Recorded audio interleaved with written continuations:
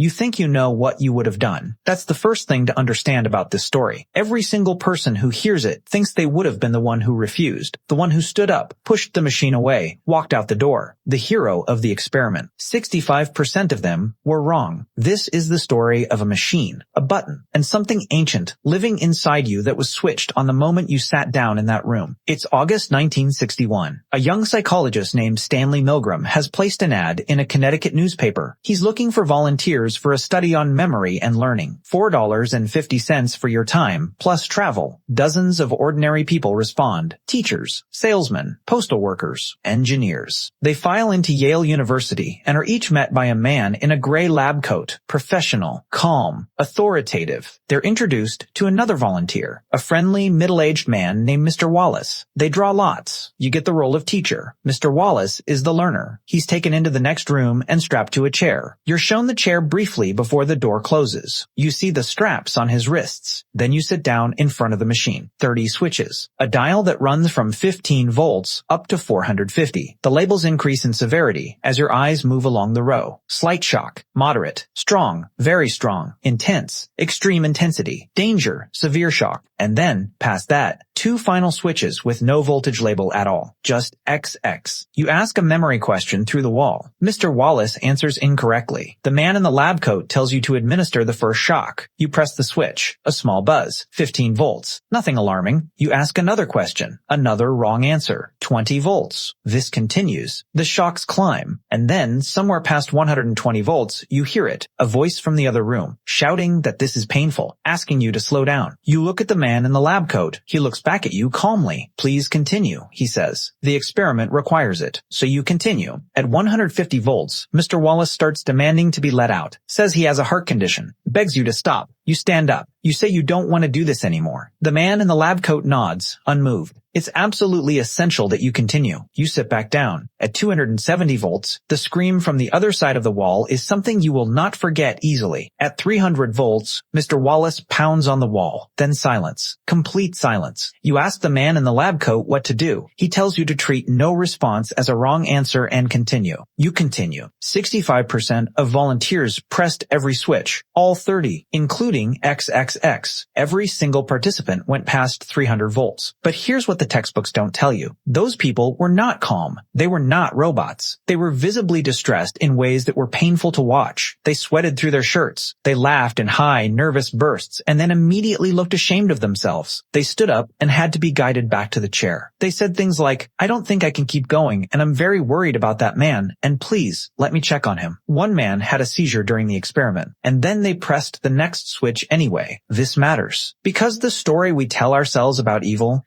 is that it feels like evil. That if you were doing something monstrous, some interior alarm would go off and you would stop. Your moral compass would swing hard and you would feel it, and you would choose differently. But that's not what Milgram found. He found that ordinary people could be in genuine moral agony and still keep pressing the button. Not because the alarm wasn't going off, but because something else was going off louder. Now here's the part that changes everything. Milgram called it the agentic state. It's a psychological mode your brain shifts into when you place yourself under the authority of someone above you. In this state, you stop experiencing yourself as the decision maker. You become a function, an instrument, a link in a chain where the chain itself is responsible, not any individual link. And critically, the moral weight of the action moves. It slides off you and onto the person giving the orders. When participants asked who would be responsible for any harm done to Mr. Wallace, the experimenter said simply, "I'll take responsibility." Obedience spiked almost every time those words were spoken. 3 words, transferred the conscience of an adult human being to a stranger in a lab coat. But where does this come from? Why does a calm, authoritative voice have that kind of access to your decision-making? Here's the answer Milgram didn't have in 1961, because the evolutionary biology wasn't there yet to give it to him. Your brain is not a modern machine running ancient software. Your brain is the ancient software. And for roughly 200,000 years, the survival calculation for a human being was almost entirely social. You did not survive alone. You survived inside a group. Your food, your shelter, your protection from predators, your access to mates, your entire existence depended on remaining inside the band and in good standing with the people who held power in it. Defying the authority figure in a small band of 30 people wasn't noble. It was suicidal. Exile was not a metaphor. It was a death sentence. Your nervous system learned this at a level so deep it doesn't have language. It just has a feeling, a particular kind of dread that rises in your chest when you consider pushing back against someone above you, when you think about saying no out loud. That feeling is not weakness. It is 200,000 years of survival information compressed into a physical sensation. Milgram didn't discover human evil. He accidentally measured how much evolutionary fear lives inside a button. Here's what proved it. When he changed the conditions, the number moved. When the experiment was moved from the prestigious Yale campus to a rundown commercial office building with no university affiliation, obedience dropped to 47%. The authority of the institution mattered. When the experimenter left the room and gave instructions by phone, it dropped to 20. When two experimenters in the room disagreed with each other, it dropped to 0, not lower, 0. Because the hierarchy had collapsed. There was no clear authority to absorb the moral weight, and without that, people stopped. The button was the same. The voltage was the same. The only thing that changed was the social structure around the button. In 2009, a psychologist named Jerry Berger at Santa Clara University ran a partial replication of the experiment. Nearly half a century had passed. Entire generations had grown up with the lessons of the Holocaust, with human rights education, with psychology courses that specifically taught the Milgram findings. Students studied this experiment in high school. The obedience rates were almost identical, not dramatically different, not meaningfully lower, almost the same, because the circuitry isn't in the culture, it's in the body, and it is still in you, right now, running quietly in the background every time someone above you in a hierarchy makes a request that makes you uncomfortable, every time you stay quiet in a meeting where something wrong is happening, every time you think,